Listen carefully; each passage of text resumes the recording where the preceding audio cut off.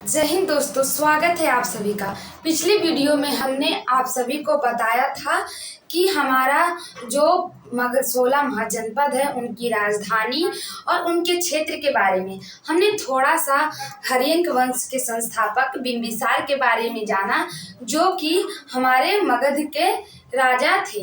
मगध का जो स्थापना बिंबिसार करते हैं और वो अपना राजधानी कहाँ बनाते, राजगृह बनाते हैं।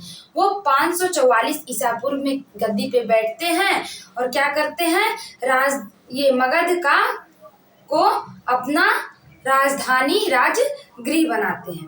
तो जो बिंबिसार थे वो क्या किए, अपना जो साम्राज्य है उसको विस्तारित करने के लिए उन्होंने वैवाहिक संबंध भी बहुत ज़्यादा बनाया। जहाँ भी जाते थे वो विवाह करते थे और विवाह कर लेते थे। अपना दहेज में क्या करते थे, बहुत सारा साम्राज्य को ले आते थे। तो इस तरह से वैवाहिक संबंध स्थापित करके भी जो आपका बिंबिसार था वो क्या किया, अपना साम्राज्य का विस्तार किए। क्या किए, साम्राज्य के विस्तार किए। इस प्रकार बिंबिसार ने जब अवंती के राजा प्रोद्योत का तबियत खराब हुआ था, वो उनकी मृत्यु होने वाली थी। बहुत सारे वैद्यों ने ये बोल दिया कि अब इनकी मृत्यु हो जाएगी। तो ये बात जब पता चलता है बिंबिसार को, और अवंती के राजा बोलते हैं कि जो भी मेरी जान बचाएगा उसको मैं अपना पूरा साम्राज्य दे दूंगा। ये बात पता लगता है जब बिंबिसार को, तो उन्होंने अपना राजवैद्य जीवक को भेजता है। जीवक जाते हैं और अवंती के राजा को सही कर देते हैं, वो ठीक हो जाता है, उसकी मृत्यु नहीं हो जाता है होता है। तो फिर अवंती के राजा जो होते हैं वो बिंबिसार के सामने क्या करते हैं, तो अपनी स्वाधीनता स्वीकार कर लेते हैं। और बिंबिसार जो होता है अवंतिका को भी अपने मगध राज में मिला लेता है। अब देखिए, हम इतना बता चुके थे, हम बता रहे थे कि जो बिंबिसार ने वैवाहिक संबंध स्थापित करके भी अपना साम्राज्य का विस्तार किया। जो बिंबिसार जो थे वो क्या किए, वैवाहिक संबंध मतलब ब्याह शादी करके भी अपना जो साम्राज्य का विस्तार किए। वो लोग ब्याह जहाँ जाते थे वहाँ ब्याह कर लेते थे। ब्याह में उनको पूरा मिल जाता था, क्या मिल जाता था, पूरा नगरे मिल जाता था, पूरा उन महाजनपद को अपने में मिला लेते थे। तो इस प्रकार शादी विवाह कर करके दहेज ले लेके क्या किए, अपना मगध का विस्तार किए। कौन, तो बिंबिसार। देखिए, बिंबिसार ने वैवाहिक संबंध स्थापित करके अपना साम्राज्य का विस्तार किया। इनके 4 विवाह हुए। ये जो बिंबिसार जो थे उन्होंने 4 विवाह किया। कितना विवाह किया, 4 विवाह किया। किससे करता है, देखिए, कौशल के नरेश की बहन, कौशल के जो राजा थे उनकी बहन महाकौशला, कौशल के राजा जो थे उनकी बहन महाकौशला से विवाह करते। कौन, तो आपका बिंबिसार महाकौशला से विवाह करते हैं।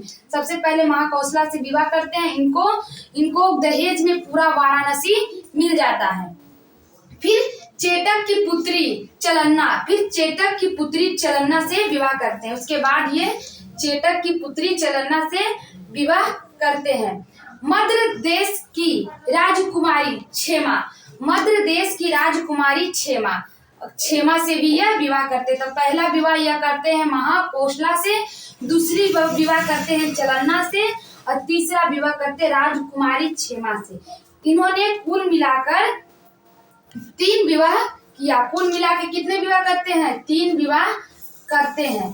3 विवाह करते, सॉरी 4 विवाह नहीं, 3 विवाह करते। पहला महाकौशला से, दूसरा ये चेटक की पुत्री चलन्ना से, और तीसरा क्षेमा से। महाकौशला, चलन्ना और क्षेमा, ये इनकी तीनों पत्नी थी। इन तीनों पत्नी में ये सबसे ज्यादा चलन्ना को ही मानते थे। ये चलन्ना इनकी प्रिय पत्नी थी। अब देखिए, 3-4 को शादी करेगा तो एक होगा जिसको वो सबसे ज्यादा मानेगा। तो जो चलन्ना थी ने उनको वो ये बहुत मानते थे। कौन मानते थे, तो बिंबिसार मानते थे। तो इनकी कितनी पत्नी है, 3। पहला महाकौशला, चलन्ना, क्षेमा। महाकौशला, चलन्ना और क्षेमा, ये क्या है, इनकी पत्नी थी। इनसे ये विवाह किए और विवाह करते थे, और जने विवाह करते थे उन्हीं उनको भी मिल जाता था दहेज में अच्छा खासा महाजनपद, या कहा जाता जनपद मिल जाता था। तो इस प्रकार के ब्याह कर करके भी अपना साम्राज्य को बढ़ाए। बिंबिसार की हत्या करके उसके पुत्र अजातशत्रु ने कर दिया। देखिए, जो बिंबिसार होते हैं उनका हत्या, बिंबिसार का जो हत्या है वो अजातशत्रु कर देता है। बिंबिसार को क्या करता है, अजातशत्रु मारकर और उनकी गद्दी पे बैठ जाता है। ये जो अजातशत्रु था ने, ये है चेनल्ला का बेटा था, चेनल्ला का बेटा था। अजातशत्रु किसका बेटा था, चेनल्ला का बेटा था। अजातशत्रु ने कर दी और वह 493 ईस्वी में, 493 ईसा पूर्व में क्या मगध की गद्दी पे बैठा। बिंबिसार की हत्या करके उसके पुत्र अजातशत्रु ने 493 ईसा पूर्व मगध की गद्दी पे बैठा। अजातशत्रु चेनल्ला का बेटा था। अजातशत्रु जो था वो क्या किया था, अपने पिता को मारकर गद्दी पे बैठा था। इसीलिए हरियंक वंश को पितृहंता भी कहते हैं। हरियंक वंश को पितृहंता मतलब अपने पिता को मारकर गद्दी पे बैठा था।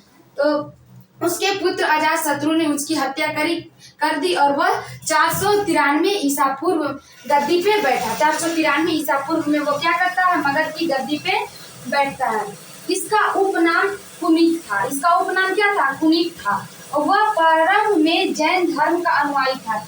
ये जो अजातशत्रु किसका अनुयायी था, तो जैन धर्म का। जैन धर्म और बौद्ध धर्म दोनों ही हरियंक वंश के समकालीन थे। मतलब जैन धर्म और बौद्ध धर्म दोनों ही बिंबिसार और अजातशत्रु के समकालीन थे। तो अजातशत्रु किसका अनुयायी था, जैन धर्म। अजातशत्रु जैन धर्म को मानने वाला था, जबकि हम बताए थे कि बिंबिसार जो थे वो बौद्ध धर्म को मानते थे। और आपका अजातशत्रु किसको मानता था, तो जैन धर्म को। गद्दी पर बैठा। इसका उपनाम कुनिन था। वह प्रारंभ में जैन धर्म का अनुयायी था। अजातशत्रु ने 32 वर्ष तक मगध पर शासन किया। अजातशत्रु कितना वर्ष तक मगध पर शासन करता है, 32 वर्ष तक। 52 वर्ष तक बिंबिसार करते हैं और 32 वर्ष तक अजातशत्रु मगध की गद्दी पर बैठता है और कुल 32 वर्ष तक मगध पर शासन करता है। कितने वर्ष तक, 32 वर्ष तक। अजातशत्रु के मंत्री वर्षकार या इसी ने वैशाली जीतने में मदद किया था। अजातशत्रु का एक बहुत ही योग्य मंत्री था। अजातशत्रु का एक बहुत ही योग्य मंत्री था। उसी ने किसको, तो अजातशत्रु को वैशाली जीतने में मदद किया था। ये जो बिंबिसार थे ना, वो वैशाली को नहीं जीत पाए थे। वैशाली पे हमला किए लेकिन वैशाली को नहीं जीत पाए और यही काम अजातशत्रु पूरा करते हैं। अजातशत्रु वर्षकार के मदद से, किसके मदद से, वर्षकार के मदद से क्या करते हैं, वैशाली को जीतते हैं। वैशाली को जीत जाते, किसके मदद से, वर्षकार के मदद से। अब देखिए 461 ईस्वी में, 461 ईसा पूर्व में अपने पिता की हत्या करके उदाइन गद्दी पे बैठता है। कि इस वंश में क्या किया, एक बेटा बाप को मारकर अपना गद्दी पे बैठा, इसीलिए इसको पितृहंता। देखिए पहले जो बिंबिसार का हत्या भी अजातशत्रु करता है, अजातशत्रु की हत्या उदाइन करता है। इस प्रकार क्या करते हैं, अपने पिता को ही मारकर गद्दी पे बैठता है, इसीलिए पितृहंता इसे कहते हैं। तो अजातशत्रु का जो मंत्री है वो वैशाली जितवा देता है। अजातशत्रु का जो मंत्री है, कौन मंत्री है, तो वर्षकार, वो किसको जितवा देता है, तो वैशाली को जिता देता है। देखिए 461 ईस्वी में अपने पिता की हत्या करके उदाइन गद्दी पे बैठता है। मतलब किसकी, अजातशत्रु का हत्या कौन करता है, उदाइन अजातशत्रु का बेटा क्या करता है, उसका हत्या कर देता है। उदाइन अजातशत्रु का हत्या करके गद्दी पर बैठ जाता है। जो उदाइन होता है वो किसका स्थापना करता है, पाटलिपुत्रा का स्थापना करता है। उदाइन किसका स्थापना करता है, पाटलिपुत्रा, जो अभी पटना है ने, पटना का जो क्वेश्चन आता है कि पटना का स्थापना किसने किया, पाटलिपुत्रा का स्थापना किसने किया था, उदाइन किसका बेटा था, तो उदाइन अजातशत्रु का बेटा था। देखिए उदाइन ने पाटलिग्राम की स्थापना की। उदाइन ने किसका स्थापना किया, पाटलिग्राम को, उसको हम क्या कहते हैं, पटना। पाटलिग्राम को क्या कहते हैं हम, पटना की स्थापना की। वो जैन धर्म का अनुयायी था। वो किसका अनुयायी था, जैन धर्म का। ये उदाइन किसका अनुयायी था, जैन धर्म का। इसका पिता भी जैन धर्म का अनुयायी था और ये भी जैन धर्म के अनुयायी था। लेकिन इसका जो बाबा था, मतलब हम कह सकते हैं बिंबिसार जो थे वो बौद्ध धर्म के अनुयायी थे। इसके बाद जो होता है, उसके बाद आता है हमने क्या जाना तो हर्यंक वंश का अंतिम शासक नागदशक था। हर्यंक वंश का अंतिम शासक कौन है? नागदशक। पहले कौन था? हर्यंक वंश का संस्थापक कौन है? बिंबिसार। बिंबिसार का बेटा कौन था? अजातशत्रु। अजातशत्रु का बेटा उदयन। उदयन का बेटा कौन है तो नागदशक। ये हर्यंक वंश का अंतिम राजा नागदशक था। नागदशक का शासन काल उतना ज्यादा नहीं चलता है, ये बहुत ही कम शासन काल में ही इनका हत्या करवा दिया जाता है, जिसके कारण इनकी मृत्यु हो जाती है। ये नागदशक उतना योग्य शासक नहीं बन पाते हैं। अगर क्वेश्चन आएगा कि हर्यंक वंश का अंतिम राजा कौन था तो नागदशक। पाटलिपुत्रा का स्थापना किसने करवाया? उदयन। उदयन किसका बेटा था? तो उदयन किसका बेटा? पाटलिपुत्रा का स्थापना किसने किया? उदयन ने किया। पाटलिपुत्रा का स्थापना किसने किया? उदयन ने किया। उदयन का जो बेटा था वो नागदशक होता है। जो अंतिम राजा होता है हर्यंक वंश का, अंतिम राजा हर्यंक वंश का नागदशक होता है। नागदशक को उसके अमात्य शिशुनाग वंश का स्थापना किया जाता है। नागदशक को मारकर, नागदशक के जो सेनापति होता है उसको मारकर किसका स्थापना करता है? शिशुनाग वंश का। हर्यंक वंश के बाद कौन सा वंश आता है? शिशुनाग वंश। नागदशक को मारकर शिशुनाग वंश का स्थापना किया जाता है। शिशुनाग ने अपनी राजधानी पाटलिपुत्रा से हटाकर वैशाली को रखा। जो उदयन था, उदयन ने क्या किया? पाटलिपुत्रा का स्थापना किया और अपनी राजधानी किसको बनाया? पाटलिपुत्रा को बनाया।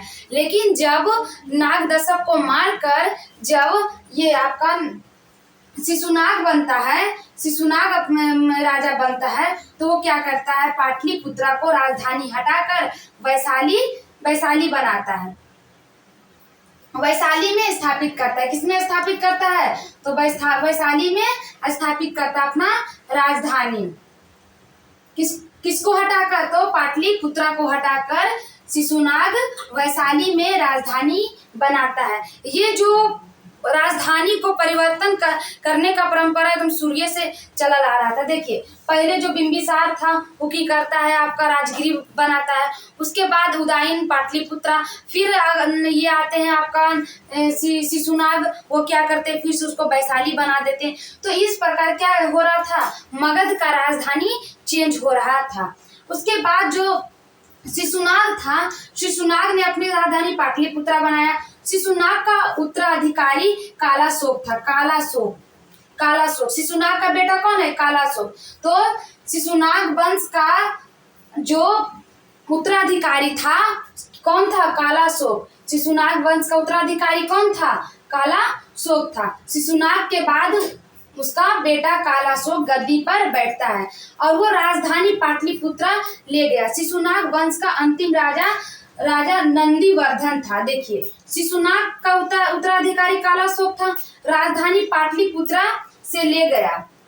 ये जो कालाशोक था वो फिर से किया पटना को ही राजधानी बनाया। कौन?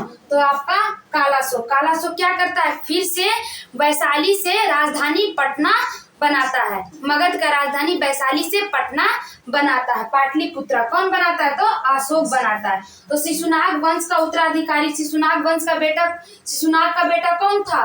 कालाशोक। शिशुनाग ने किस वंश का स्थापना किया? शिशुनाग वंश का। किसको मारकर? तो नागदशक को मारकर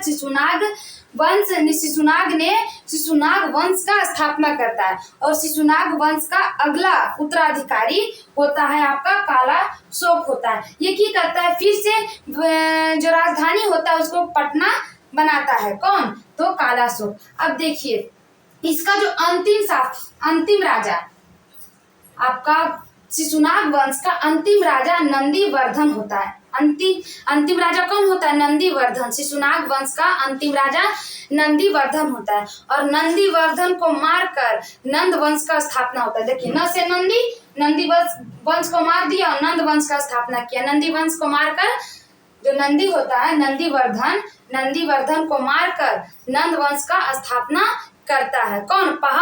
महापद्म नंद नंदीवर्धन को मारकर और किसका स्थापना करता है?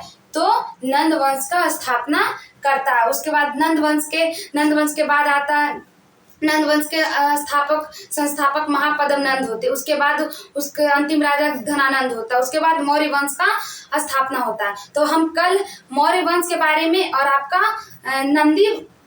नंद वंश के बारे में बताएंगे। आज तक इतना ही।